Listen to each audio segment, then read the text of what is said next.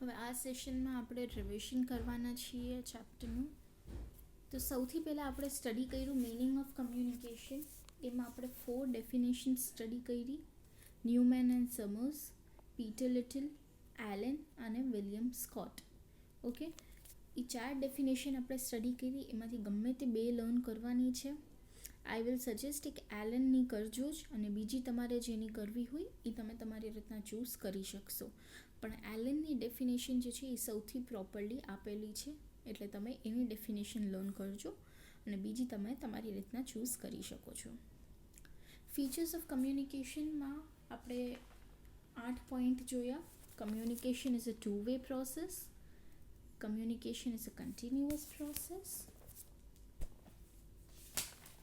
Communication is a goal-oriented process. Communication is an inevitable process. Communication is a process of exchanging meanings. Communication is a complex process. Communication is a dynamic process, and communication is an interdisciplinary science. આ 8 point તમારે લખવાના છે.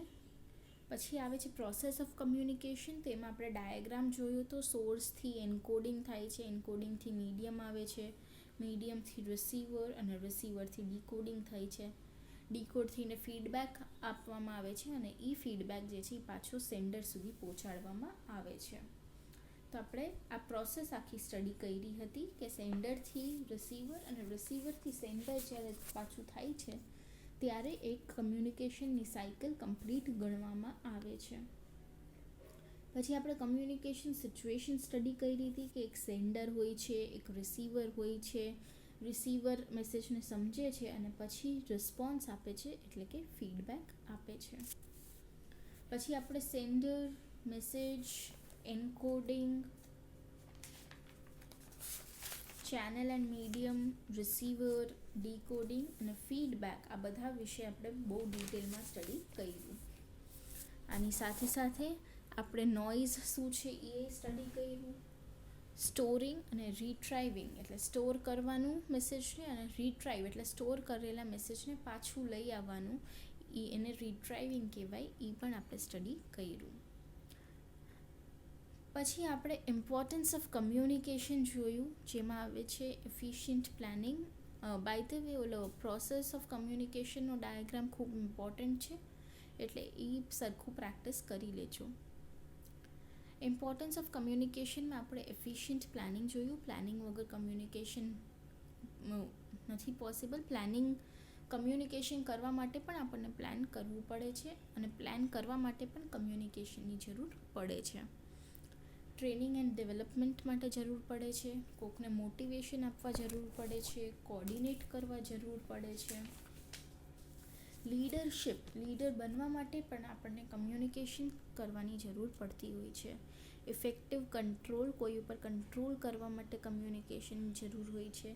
Sound industrial relations, ઇન્ડસ્ટ્રીમાં relation maintain કરવા જરૂર પડે છે. અને કોર્પોરેટ ઇમેજ, પોતાની ઇમેજ મેન્ટેન કરવા માટે પણ આપણને કમ્યુનિકેશનની જરૂર પડતી હોય છે. આના પછી આપણે જોયું સ્કોપ ઓફ કમ્યુનિકેશન. તો કે to give and receive information, to provide advice, to provide counselling. પછી આપણે એડવાઇસ અને કાઉન્સેલિંગના ડિફરન્સીસ સ્ટડી કર્યા.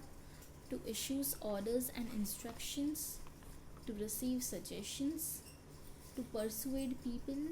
પરસ્યુએશનનો એક આખો પાર્ટ તમને આવતા નેક્સ્ટ ચેપ્ટર 2માં આવવાનો છે, એ આપણે બહુ ડિટેલમાં કરશું. પછી to impart education and training, to issue warning and notice, to improve morale, to motivate people, to improve discipline. આ બધી વસ્તુ કરવા માટે આપણને કમ્યુનિકેશનની જરૂર પડતી હોય છે. એ પછી આપણે એક ટોપિક જોયો છે, જે છે factors responsible for growing need of communication. કમ્યુનિકેશનની જરૂર દિવસે દિવસે કેમ વધતી જાય છે, એના જે ફેક્ટર્સ છે એ આપણે જોયા. Increase in size, growing specialisation જેમ જેમ વધતું જાય છે એમ કમ્યુનિકેશનની જરૂર પણ વધતી જાય છે. ઇન્ક્રીઝ ઇન સાઇઝ એટલે કે ઇન્ડસ્ટ્રીઝ ખૂબ બધી વધતી જાય છે. ટેકનોલોજીકલ એડવાન્સમેન્ટ્સ, નવી નવી ટેકનોલોજી આવી રાખી છે એટલે આપણને કમ્યુનિકેશનની જરૂર વધે છે. કટ થ્રોટ કોમ્પિટિશન ખૂબ વધી ગયું છે માર્કેટમાં, કંપનીઝ બહુ વધી ગઈ છે એટલે કોમ્પિટિશનથી બચીને પ્રોફિટ મેળવવા માટે પણ આપણને કમ્યુનિકેશનની જરૂર પડે છે. ટ્રેડ યુનિયન મૂવમેન્ટ્સ, એમ્પ્લોયના યુનિયનની સાથે પણ વાત કરવા માટે અને રિલેશન મેન્ટેન કરવા માટે આપણને કમ્યુનિકેશનની જરૂર પડે છે. હ્યુમન રિલેશન્સ, માણસોની સાથે રિલેશન મેન્ટેન કરવા માટે, પછી એમ્પ્લોઈઝનું પાર્ટિસિપેશન લેવા માટે, ઓર્ગેનાઇઝેશન પ્રોપરલી સ્મૂથલી વર્ક કરે એના માટે પણ આપણને જરૂર પડતી હોય છે.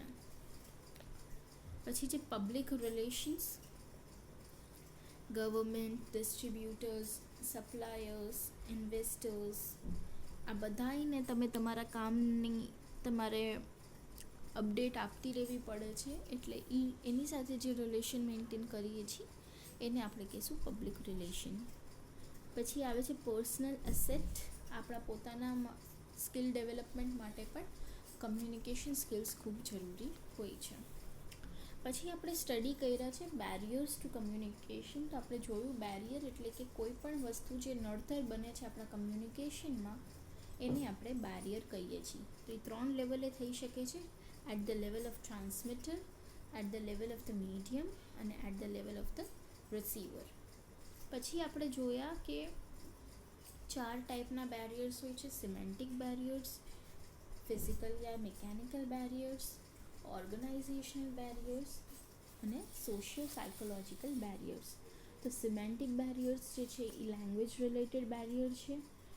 એ શું કામે થાય અને આપણે કેવી રીતના એને મિનિમાઇઝ કરી શકીએ એ પણ આપણે સ્ટડી કર્યું. શું કામે થાય તો કે different interpretation of same words, faulty translation, unqualified assumptions, poor expressions, denotations and connotations of word. અને કેવી રીતના આપણે એને મિનિમાઇઝ કરી શકશું તો use familiar words, use words with positive connotations, translate message correctly, encourage training and practice, clarify the shades of meanings of words, express words properly and clarify assumptions. આ students ફરી હું બધું રિપીટ એટલે કરું છું કે તમને યાદ આવી જાય અને કાંઈ ડાઉટ હોય તો તમે એ લેક્ચર ફરી રિપીટ જોઈ શકો યા પછી આપણે ક્લાસમાં મળીએ ત્યારે પૂછી શકો. એટલે અત્યારે ફરી રિપીટ કરવામાં આવે છે તો પ્લીઝ આને સિરિયસલી લેજો. એના પછીનું સેકન્ડ ટાઈપ ઓફ બેરિયર હતું ફિઝિકલ એન્ડ મિકેનિકલ બેરિયર. એમાં noise, time gap, physical distance, defects in mechanical devices અને ઇન્ફોર્મેશન ઓવરલોડ એવા એના ટાઈપ્સ આપણે ડિટેલમાં સ્ટડી કર્યા છે. ઓકે, અને એને આપણે કેવી રીતના હટાવી શકશું તો કે બીંગ બ્રીફ એન્ડ પ્રિસાઇઝ અને little care. Third type of barrier છે ઓર્ગેનાઇઝેશનલ બેરિયર્સ. એના બી 3 પાર્ટ છે: long chain of command, poor spatial arrangements અને અનસ્યુટેબલ મીડિયમ. અને આપણે એને ઓવરકમ કરી શકશું by shortening the chain of command, proper spatial arrangement અને selecting suitable medium of communication. Fourth barrier છે સોશિયલ સાયકોલોજીકલ બેરિયર. જેના ટાઈપ્સમાં આવે છે attitudes and opinions, emotions, status consciousness, closed mind, inattentiveness, distrust, premature evaluation, poor retention, perceptual distortion અને resistance to change.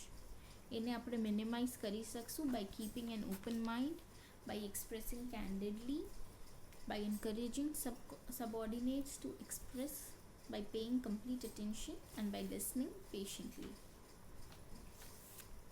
આના પછી આપણે 8th ટોપિક સ્ટડી કર્યો છે એડ્સ ટુ કમ્યુનિકેશન. બેરિયર્સ બધાને કેવી રીતના આપણે હટાવી શકીએ. By eliminating differences in perception, use of simple language use કરવાનું, reduction and elimination of noise level, નોઇઝને હટાવી દેવાનું, એક્ટિવ લિસનિંગ, પ્રેમથી સાંભળવાનું, ઇમોશનલ સ્ટેટ, પોતાના ઇમોશન્સને આપણા કમ્યુનિકેશનની વચ્ચે નહીં આવવા દેવાનું. સિમ્પલ ઓર્ગેનાઇઝેશનલ સ્ટ્રક્ચર, ઓર્ગેનાઇઝેશનનું સ્ટ્રક્ચર એકદમ સિમ્પલ હોવું જોઈએ. Avoid information overload. ઇન્ફોર્મેશન બહુ ઓવરલોડ નથી કરવાની, 1-2 પોઈન્ટ જ રાખવાના દરેક મેસેજમાં, જેથી કરીને સામેવાળો કન્ફ્યુઝ ન થઈ જાય. Give constructive feedback. ફીડબેક આપણે પ્રોપર આપવાનું, હેલ્પફુલ થાય એવું ફીડબેક આપવાનું. પ્રોપર મીડિયા સિલેક્શન, તમારું ઓડિયન્સ જે મીડિયા યુઝ કરે છે એ જ મીડિયા સિલેક્ટ કરવાનું. Flexibility in meeting the targets. Target માટે બહુ પ્રેશર નહીં આપવાનું, નહીંતર એ પણ એક બેરિયર બની જાય છે. એના પછી આપણે જોયું એસેન્શિયલ્સ ઓફ ગુડ કમ્યુનિકેશન, જેમાં આપણે clarity of purpose, completeness, conciseness, feedback, empathy, modify the message according to the audience, multiple channels of communication, make effective use of grapevine, proper use of symbols and body language, અને listening. એવા 10 points આપણે good કમ્યુનિકેશનની અંદર study કર્યા. પછી સૌથી main part આવે છે verbal and non verbal communication. આ સિવાય બેરિયર્સ જે હતા એ પણ ખૂબ ઇમ્પોર્ટન્ટ હતા. જે 4 ટાઈપ્સના બેરિયર્સ છે એ પ્રોપરલી એકદમ સ્ટડી કરી લેજો. એ ક્વેશ્ચન ખૂબ જ ઇમ્પોર્ટન્ટ છે, અને સાથે આ વાળો question verbal and non verbal કમ્યુનિકેશનનો પણ ખૂબ જ ઇમ્પોર્ટન્ટ છે. વર્બલ એટલે કે જેમાં આપણે વર્ડ્સનો યુઝ કરીએ છીએ, અને નોન વર્બલ એટલે જેમાં આપણે વર્ડ્સનો યુઝ નથી કરતા. તો વર્બલ કમ્યુનિકેશનના 2 ટાઈપ આવે છે, ઓરલ અને રિટન. એ બેયના અલગ અલગ ચેપ્ટર પણ આવવાના છે આપણને, એ પણ આપણે સ્ટડી કરશું. પછી આપણે ઓરલ અને રિટનને કમ્પેર કર્યું, કમ્પેરેટિવ સ્ટડી કરી, અને પછી આપણે નોન વર્બલ કમ્યુનિકેશન અને એના ટાઈપ્સ જોયા, જેમાં sign language, body language, vocal characteristics, space, surrounding and time અને સાયલેન્સ, આ બધા આવે છે. એનું પણ એક અલગ ચેપ્ટર છે, એટલે અત્યારે આપણે ડિટેલમાં નથી કર્યું. એના પછી આપણે કર્યા કમ્યુનિકેશનના મોડલ્સ અને થિયોરીઝ.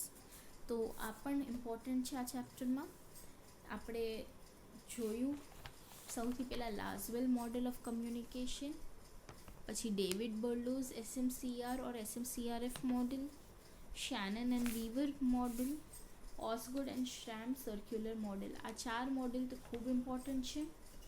પછી Carey's model, Paulo Freire's theory, Marxism based model, Indian communication theory. Indian communication theory પણ ઇમ્પોર્ટન્ટ છે, અને ઇસ્લામિક થિયોરી. આવી 9 થિયોરીઝ આપણે સ્ટડી ડિટેલમાં એકદમ કરી લીધી છે વિથ ડાયાગ્રામ્સ. આના જે ડાયાગ્રામ છે એમાં જરાય અહીંયાથી ત્યાંની ભૂલ ન થવી જોઈએ. સ્ટુડન્ટ્સ ખૂબ ડિટેલમાં પ્રોપરલી કરી લેજો. એ પછી આપણે જોયું છે 7 C's ઓફ કમ્યુનિકેશન, જેમાં આપણે clarity, completeness, કન્સાઇસનેસ, consideration, correctness, courtesy અને કોન્ક્રીટનેસ એવા 7 ખૂબ પ્રોપર જરૂરવાળા કમ્યુનિકેશનમાં પોઈન્ટ્સ આપણે જોયા છે.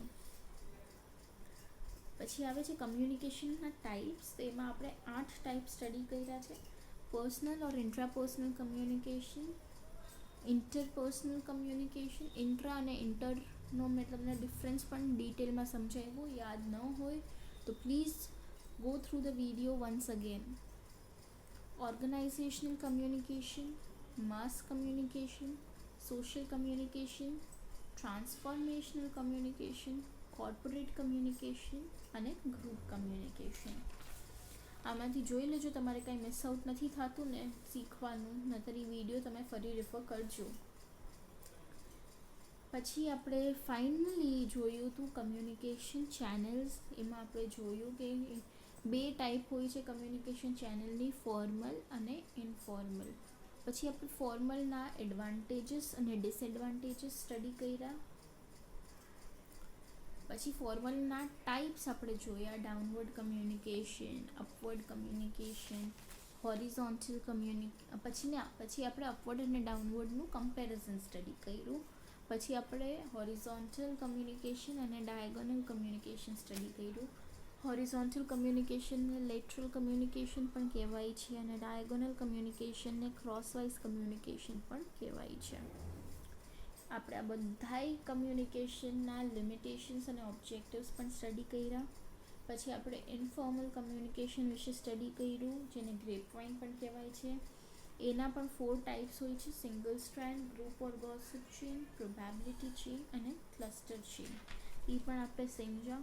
પછી આપણે એની કેરેક્ટરિસ્ટિક્સ, એડવાન્ટેજીસ, ડિસએડવાન્ટેજીસ અને હાઉ ટુ અવોઇડ ગ્રેપવાઇન, આટલા ટોપિક્સ આપણે કર્યા છે. હવે કમ્યુનિકેશન મોડલ્સ એન્ડ થિયોરીઝ પછીનો ઇમ્પોર્ટન્ટ ટોપિક જે છે એ છે ફોર્મલ અને ઇનફોર્મલ કમ્યુનિકેશન. આ પણ ઇમ્પોર્ટન્ટ ટોપિક્સ છે, એટલે એ પણ તમે પ્રોપરલી ગો થ્રુ કરજો. હવે રહી નોટબુકમાં લખવાની વાત, તો સ્લાઇડ્સમાં જેટલું લખેલું છે એ બધી જ વસ્તુઓ તમારી નોટબુકમાં લખવાની થાય છે. સ્લાઇડ્સ તમને રેફરન્સ માટે આપેલી છે, પણ તમારી નોટબુકમાં તમે લખો તો તમને પણ ખ્યાલ પડે. તમે સમજી વિચારીને લખતા હોય એટલે તમને શું કંઈ ડાઉટ છે કે ક્લિયર છે, તમને પોતાની રીતના મેં તમને કીધું હતું કે હું જ્યારે એક્સપ્લેન કરું છું ત્યારે પણ તમને જે ઇમ્પોર્ટન્ટ પોઈન્ટ્સ લાગે એ લખતા જવાના, એટલે તમે એક્ઝામ ટાઈમે તમને રિફર કરવું જે છે એ ઇઝી પડશે. ઓકે, હવે આપણે એક્ઝામમાં 13 ચેપ્ટર્સ આવે છે, એમાંથી આપણે ફર્સ્ટ ચેપ્ટર પૂરો કર્યો છે. સેકન્ડ ચેપ્ટર આપણે આવતા સેશનમાં સ્ટાર્ટ કરવાનો છે. સેકન્ડ ચેપ્ટરનું નામ છે બેઝિક્સ ઓફ રિટન કમ્યુનિકેશન. એમાં પણ આપણે મીનિંગ, પછી કેરેક્ટરિસ્ટિક્સ ઓફ રિટન કમ્યુનિકેશન, કયા કયા મીડિયા એમાં યુઝ થાય છે, એના એડવાન્ટેજીસ, એના ડિસએડવાન્ટેજીસ, ઓબ્જેક્ટિવ્સ, પછી એની પ્લાનિંગ કેમ કરવાની, અને પર્સ્યુએસિવ રાઇટિંગ મેં હમણાં તમને જે કીધું ફર્સ્ટ ચેપ્ટરમાં આપેલું હતું એનું ડિટેલ સેકન્ડ ચેપ્ટરમાં આપ્યું છે. એ પર્સ્યુએસિવ રાઇટિંગ આપણે બહુ ડિટેલમાં સ્ટડી કરવાનું આવશે. એના ઘણા બધા ટેકનિક્સ, મૂડ્સ, ઘણી બધી વસ્તુઓ ડિટેલમાં છે, એ આપણે બધું સેકન્ડ ચેપ્ટરમાં કરવાનું છે. તો આપણે નેક્સ્ટ સેશનમાં we will start with the second chapter. First ચેપ્ટરમાં તમારા જે પણ ડાઉટ્સ હોય નોટ ડાઉન કરી લેજો. આઈ વિલ સજેસ્ટ કે નોટ કર્યા પહેલાં તમે એક વખત ફરી એ વિડીયો પાછો જોજો, પછી ન સમજાય તો નોટ ડાઉન કરજો, કેમ કે કદાચ એવું બને કે તમને ક્લેરિટી ન આવી હોય તો તમે બીજી વખત સાંભળો તો તમને ક્લિયર થઈ જાય. ઓકે, એટલે C you soon in the next session with our new chapter basics of return communication.